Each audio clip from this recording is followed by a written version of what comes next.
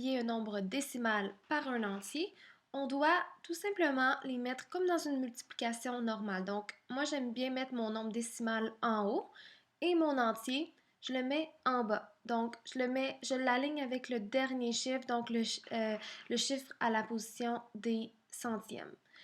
Alors, on va faire une multiplication normale sans tenir compte sans tenir compte de la virgule. Donc, si je fais ma multiplication, 5 fois 5, 25. 6 fois 5, 30. 30 plus 2, 32.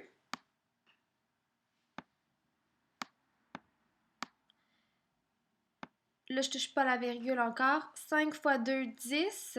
Plus 3, 13. 5 fois 1, 5. Plus 1, 6. Alors, rendu à cette étape-ci, on doit regarder le nombre de chiffres qu'on a après la virgule. Donc, si on voit ici, j'avais deux chiffres, OK? J'ai deux chiffres à la position des décimaux, donc après la virgule. Ça veut dire que dans ma réponse, je dois également avoir deux chiffres, OK? Alors, ça nous donne une indication à quel endroit on va le mettre.